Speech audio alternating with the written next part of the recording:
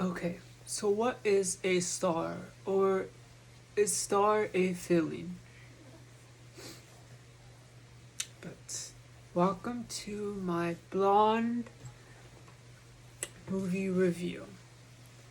I wanted to film this after I watched the movie, but I was way too emotional because it felt so good and it felt so real that I had to wait 20 hours for myself to film this. But I had a conversation with my mom, who also watched the movie in the movie theaters, that it seems that it has gotten a lot of bad press and bad reviews.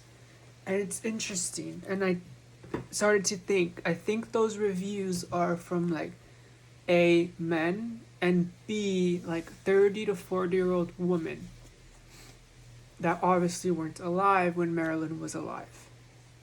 So I think it's nice for me to give a review too, because mine's a perspective from a 20-year-old, which is going to be different than a 50-year-old, a 30-year-old, a 40-year-old, a 10-year-old.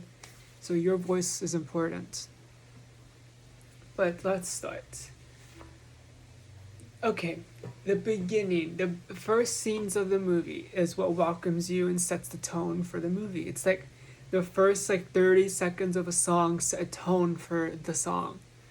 And it was weird because again, the acting was bad, but just how my last review before this one oops was Don't Worry Darling. They started off the movie the same too, with alcoholics and alcoholic photographs and acting. So I was like, this acting's like bad. And then I found out that it was Marilyn's mom playing drunk, and they were showcasing the her as a child and as a baby. So I understood what was happening. But let's keep going. I really loved how it focused a lot. The whole movie, she Ana de Armas, she was playing Marilyn Monroe as an emo girl. Let me put on some lipstick because I think Marilyn would want this too. She was playing Marilyn as a full-time emo girl, which honestly would be like really hard to do, like to be that emotionally high strung the whole entire time. Red lipstick, and the most iconic red lipstick, Ruby Woo, for Marilyn.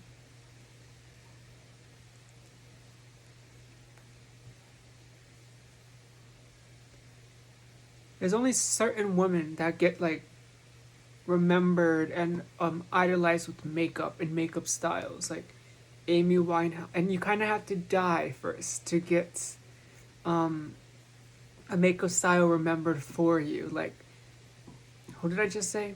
Amy Winehouse, her eyeliner. Marilyn, red lips. What's another? Cleopatra, her eyeliner. Elizabeth, what's her name? I always forget her last name. She played Cleopatra. Elizabeth, and she has this diamonds perfume. Elizabeth, and she was friends with Montgomery Cliff and James Dean. Ugh, it's not Arden. That's like a beauty brand. Elizabeth Taylor, there. She was known for her eyelashes because she was born with 2 rows of hairs for eyelashes. So she had like big eyelashes.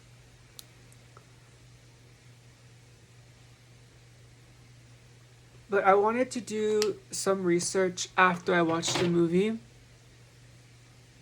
I.e., looking up the Wikipedia page. And I found out that Ana was actually Cuban and Mexican. And that made sense because I feel like I kind of knew with the name Ana, you're going to be Mexican, but in some scenes, you can totally tell that she's Cuban or that she's Mexican. And I love that because I'm Mexican too. and she was playing an American woman, which is very American to not be American, playing a famous American. Like, does it get any more American dream than that? Oh my god, America's like such a big word to say. But and some scenes and how she like reacted, you could totally tell that she was Mexican, and I love that. And there was some scenes and how it was shot, the lighting, how it was edited, where it was, you couldn't tell me I was not watching Marilyn on screen. I was waiting to see Marilyn on the new silver screen, and in some scenes that we can actually see Marilyn. And I like, the first time I saw it, I like gasped. I was like, oh, that's Marilyn. And I like to believe that film is a medium to capture energy. And what are you? Energy. Because once you're dead, there's nothing in the body anymore. Where does, like, what? Why isn't the body turning on anymore? It's as if the electricity is gone. So the electricity always lives on. And I saw in an interview that Anna felt Marilyn's spirit and energy around the set. And knowing that just made it more impactful to know that we were watching Marilyn on screen, and Marilyn had a set of eyes over the movie that was made about her. This movie, the word being used at the moment is dehumanizing. I think the word is just humanizing. We got to see a mannequin, which is Marilyn Monroe, be human. Like throw up, have sex, cry, dream. We never got to know that about Marilyn. We just thought she was smiling, pretty, skinny, blonde hair, like she was born like that. But we got to see her being humanized. And in an era like the 1950s, 40s, 60s, some ideals and patriarchic systems were very intact, in the sense that if you were a woman trying to get a high job or even in the movie industry, it was 100% known that you would have to have sex to get there. And for it to be showed on screen is like so impactful and so beautiful. Okay, I don't know if the word's beautiful, but I think the word is strong, and it puts more light into the story of our beloved Marilyn Monroe. And I loved how it talked about through her abortions and how it played a big impact into life, because after every abortion, after your first abortion, you can't, it's a decision you can't go back from, right? So after each abortion, it sends her into a certain, it sends you on a different path, and a path where it's like super self-centered, where it's like I have to go right because I close off left, like she closed off motherhood. And it kind of made me think, I was like, she never got to experience motherhood. That's why in that her last film where she got to actually play a mother to those two kids, I forget the movie, I think it was said that she actually felt like the mother to them because she could never be a mother, but she could play a mother, which is like so sad. We didn't let her have a kid. Okay, back to our emo girl Marilyn. I loved how Anna portrayed Norma Jean as an emo girl, because this movie it had so many tropes. It had the independent female trope, movie star in the 1940s, 50s trope, blonde hair trope, pinup doll trope. A trope is a aesthetic and story, a storyline. But the most important storyline, and this is the storyline that relates Marilyn to the world, is the feeling of being an orphan, the feeling of being left behind, the feeling of never being loved fully. Like I said in the promo, she was watched by all but seen by none. Her emotional undertone to her whole entire life, what was portrayed through this film, was orphan. And that's not something you can heal. You can go to therapy all you want, but that's an energy that you're gonna have for your whole entire life. And that's what made her so appealing on screen, because she was a lost kid. She had no daddy and her mommy was sick. So every time we saw her on screen, we wanted to save her and help her. And I think she's Cancer rising, so that makes sense. It was nice to see a dreamy side of Marilyn and the sexual side of Marilyn. I really liked seeing that because it was real, and it showed her throughout the ages. What was in Okay, when you make a biopic about someone, you can either go the Judy Garland route, where it's like, or the Spencer with Kristen Stewart route, where we're hyperbolizing and hyper focusing on 1 week or like 3 days of someone's life. But or you could go the Elvis, and Elvis didn't really do, oh, Elvis kind of did it. And the blonde route, we're going to focus on like every decade, like 10 years old, 20-year-old, 30, 40, 50-year old, or you focus on entirely, or you focus like just on 1 week of their life. They're both interesting and they're both hard to do. But I think it's harder to do every 10 years, because with only an hour and 30 minutes, you can't do that. So this movie took 3 hours to do that. And I would have watched a longer movie. This movie was very nicely shot. The monologues were perfect, and there wasn't that much dialogue. So shockingly, because in the 1950s and 60s, you were watching someone read like pages and pages and pages of dialogue. It's so interesting how movies have grown over time, because they super started word based. It was immediate. Oh, actually, no, we started in silent films where there was no dialogue. And then we went to a phase where it was only dialogue. It was like words, words, words, words, words. Like comedy was only with words. And then we moved into more commercial, where it was like physical comedy. Like Lucille Ball. Like she started physical comedy, like popularizing it. And we moved now into psychological and CGI. And it sucks to see such a heavy CGI movie at the moment, like a Marvel movie. But this couldn't have been done 10 years ago, 20 years ago, 50 years ago. So it's so, that technology is so super new, and it's only going to grow. Like we're going to see, I think Maleficent with Angelina Jolie, every frame of the shot had CGI in it, which makes the movie more dreamy and fantastical because it's all fake. But let's go back to Blonde. I loved how they used the abortions and her babies and her pregnancies as a note of spirituality. Because it's hard to interject spirituality into movies, period. It's kind of hard to do. I really enjoyed how they done that.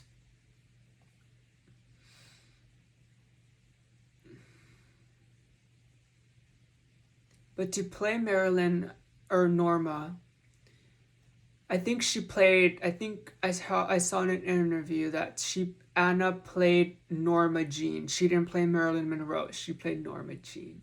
It's like Cruella. I forgot her real name, but she's playing the art student, not Cruella, which is so cool to think about. Or does Harley Quinn have like her name before she was Harley Quinn? Because you're not playing Harley Quinn. You're playing the like girl that is turned herself into Harley Quinn. Does that make sense?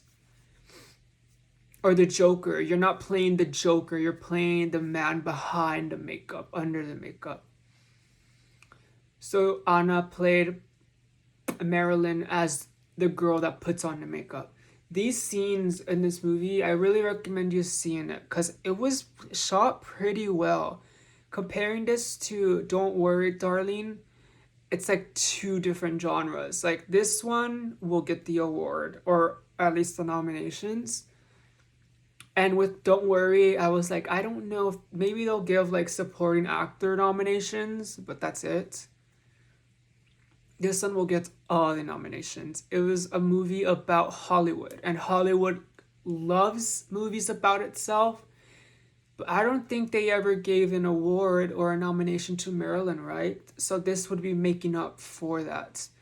The reason why Renee Zellweger won for Judy, yes, it was really good, but they snubbed Judy for any big awards. So they kind of wrote off all the mistakes they made with Judy with giving the award to Renee.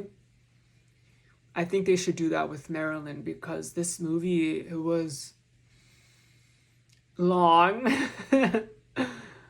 emotional, dramatic, emo girl friendly. Oh my god, I loved it. It was so sad, and you could tell that a lot of these scenes were real, and that Marilyn actually felt like that. You can imagine. I could imagine Marilyn, and because I could relate to it, and I know a lot of people can, walking around the world like an orphan, like no one is actually seeing you, and if they do see you, you have to run away.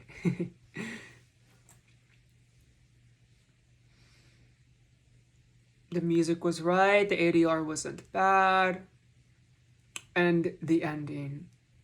Oh my god! Wait, I'm skipping the whole like. There was so much sex in this movie.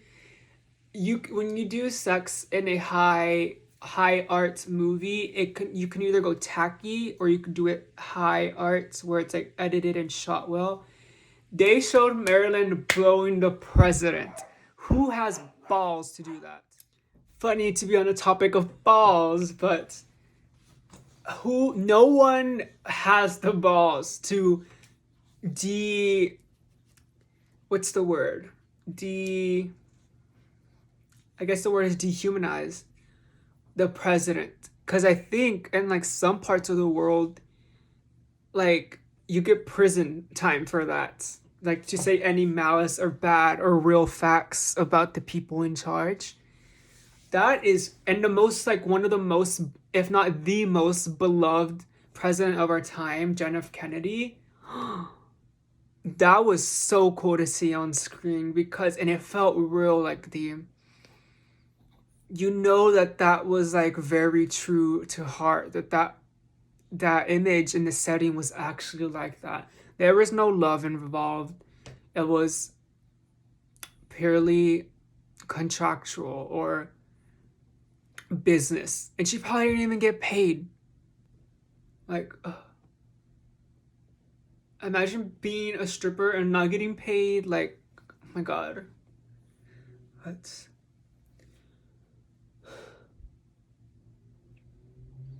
It was cool to see that much sex on screen done tastefully.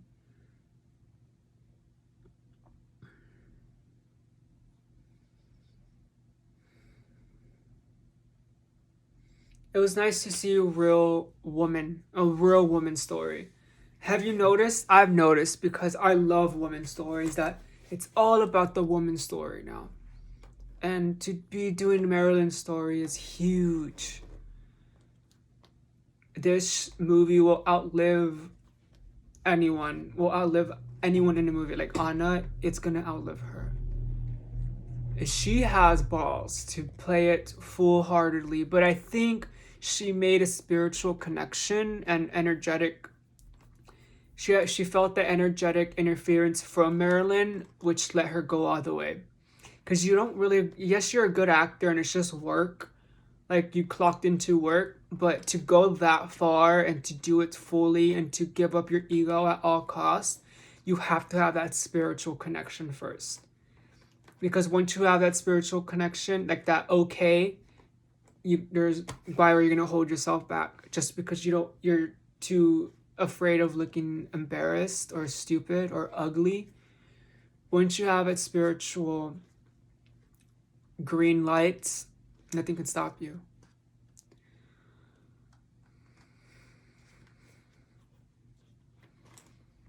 This movie just made you want to give a hug to Marilyn Monroe, and and acknowledge that she was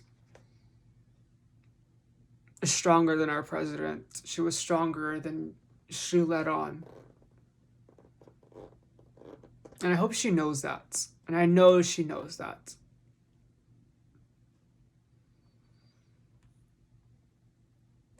My gosh, I wonder when her allure and her image will be like forgotten.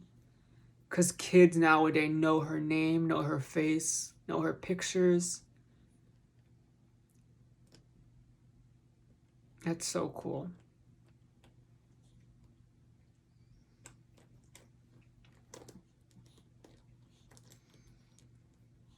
And let's go to the ending.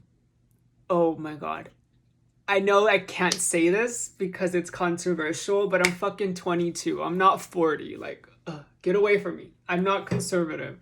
They made suicide look sexy. They made they glamorized suicide, but it's film, guys. Like, I get why the reviews are saying it's bad, but it's freaking film, and they glamorized it in a sense that it looked comforting, but it needed to be because it was her goodbye message. And the last frame where it's like fading out of just her feet, and you're like, oh, that's it, she's gone. She was just a human. She was just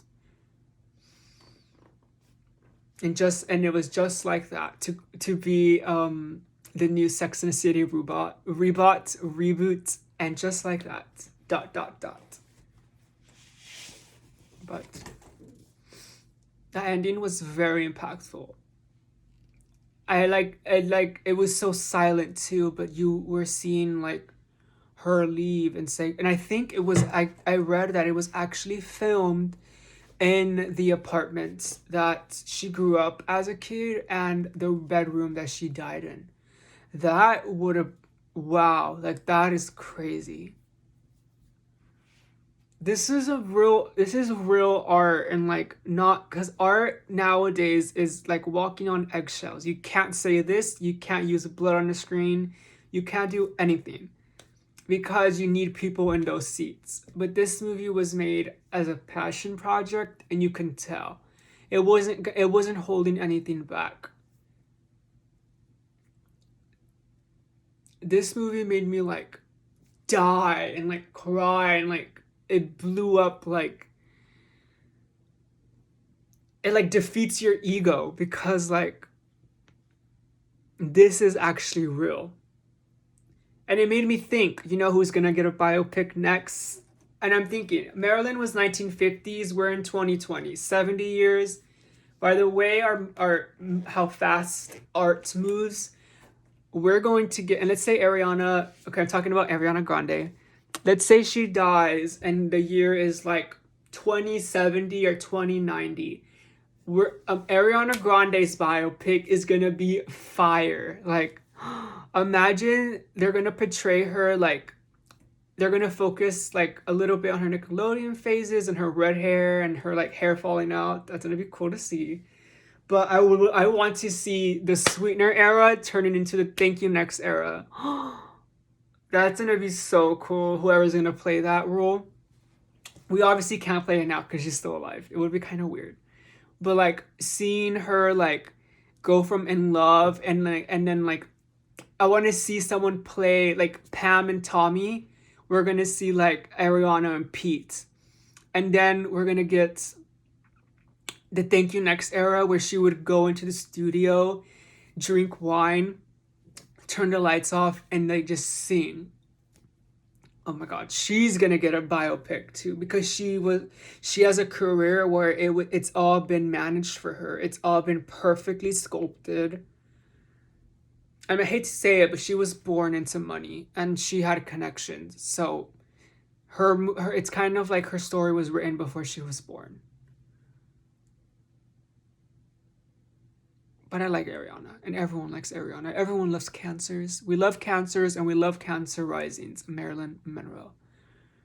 But okay, I'm gonna go now because I'm running out of storage. But I just want to say, if you haven't watched this movie, try to watch it in the movie theater. Because if you watch it at home, it's too long and you're going to get distracted. You're going to go use the bathroom. You're going to go eat. You're going to go let the dogs out. Like, there's too much. Like, you need to just, like, be in the movie and, like, not focus on anything else and just wait for Marilyn to pop out on the screen.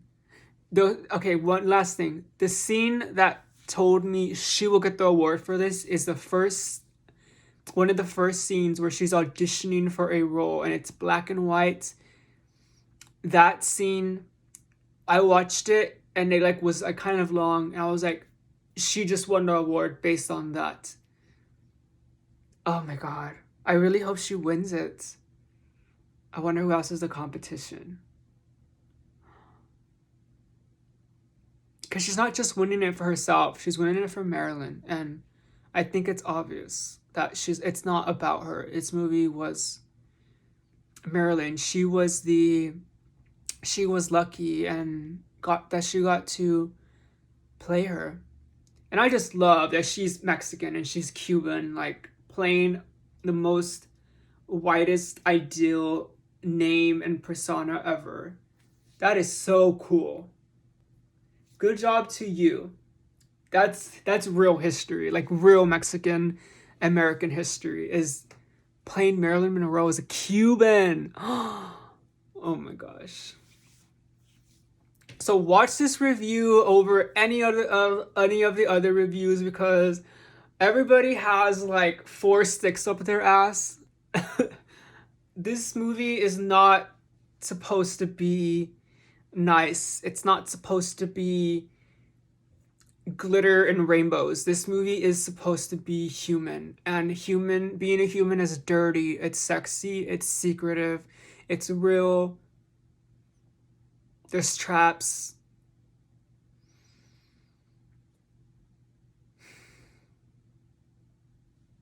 This movie was a real movie, and I haven't seen a real movie in a while.